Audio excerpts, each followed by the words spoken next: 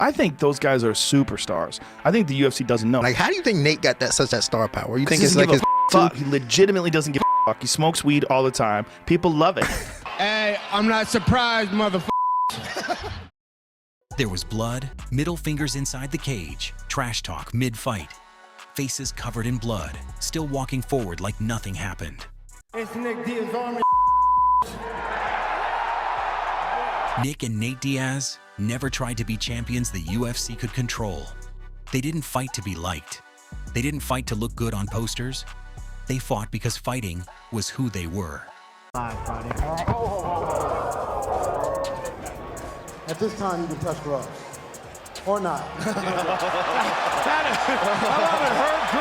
They came from Stockton, California. Stockton, motherfucker! Stockton! Not a place that builds stars. A place that builds survivors.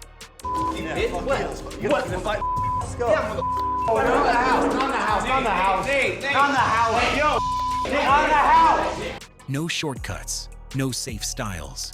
Just pressure, cardio, and the idea that if you stay in front of someone long enough, they will break. That's the Stockton mentality. The bullying, the picking, did that happen to you as a kid? Is that why you don't tolerate it? Okay. Hell nah. That never happened to you? Nah, I have a big brother, man. Ain't That's nobody right. mess with me. Nick Diaz was the original. Before social media hype, before viral moments, Nick was already drowning people. He didn't knock you out with one punch. He didn't wait for openings. He created chaos and forced you to live inside it.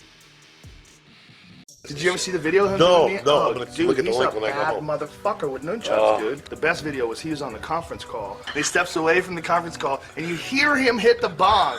You can hear him hit the bong, yeah. And then he comes back, and he starts doing nunchucks. So while they're on this conference call, he's got the thing on, and they're asking him questions, and he's out there fucking doing nunchucks. He's high as fuck. Quero continuar ainda com ele. Quero minha resposta cada vez mais para MMA. Quero ter minhas alunas também que vão lutar.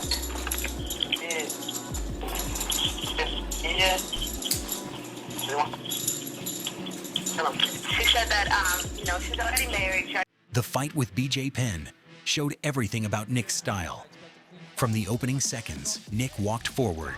He threw punches in bunches. Not all of them were clean, but they never stopped. BJ Penn was skilled, calm, experienced. But Nick didn't care about skill if you couldn't breathe. Round after round, the same pressure, the same pace, the same message. This is not going to slow down. By the end, Penn wasn't knocked out. He was exhausted, mentally drained, overwhelmed by a pace he couldn't escape. That was Nick Diaz. He didn't finish you with power. He finished you by taking away your will.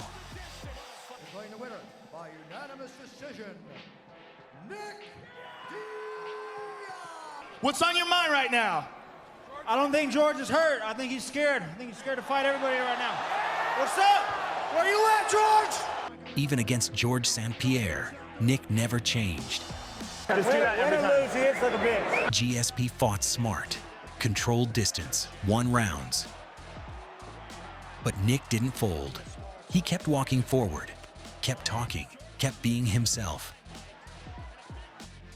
That fight explains Nick better than any highlight ever could. He wasn't chasing belts. He wasn't chasing legacy. He was chasing honesty. Nick was never trying to be a role model. He was just real. Nate Diaz is the evolution of Nick. He's got to look out for that right leg. If Nate Diaz gets that right leg over, he's got it. He locked it down. Nate Diaz says he's going to win. Look at Nate Diaz. Double fingers and a fully locked and tight. Same DNA, same mentality, different era. Nate became the perfect underdog, always counted out, always underestimated. Until Conor McGregor.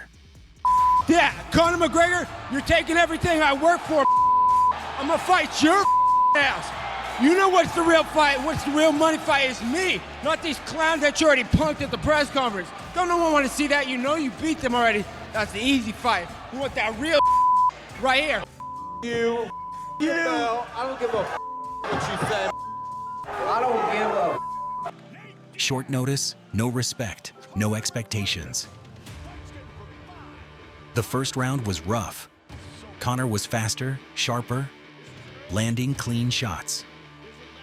Conor started to slow down. Nate started to talk.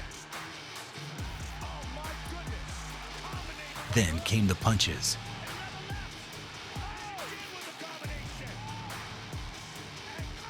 Then the scramble. Then the choke, tap. In that moment, the entire UFC froze. That wasn't luck. That was pressure meeting reality. Nate Diaz! The rematch went 5 rounds of pure war. Conor adjusted. Nate absorbed everything.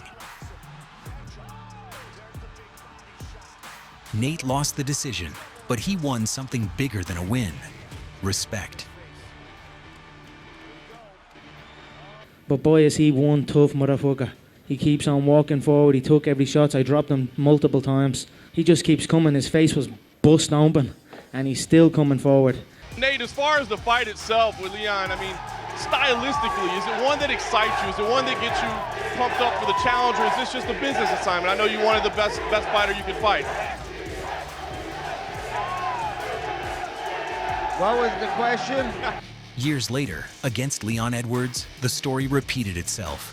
24 minutes of control, sharp footwork, clean shots. Then one moment, one clean punch. And suddenly nothing else mattered. That's Nate Diaz. You can be winning every round, but you're never safe. I'm an athlete, a warrior. We should always be ready to fight everybody on our worst day. And I want to give a shout out to my brother Nate Diaz, the man, the main man. They're the new king of this motherfucker now, and it's right here, all right? That's why the Diaz brothers trigger people. They say what they want, they fight how they want, and they leave when they want. That kind of freedom makes people uncomfortable because the Diaz brothers never asked for permission. They showed up, fought hard, talked their talk, and let the world deal with it. Some fans loved them for it. Others couldn't stand them. But nobody ignored them. And years later, people are still talking about them, still arguing, still picking sides. Not because of numbers, not because of titles, but because of how they made people feel. So the question isn't who had the better record. The question is simple: Nick or Nate?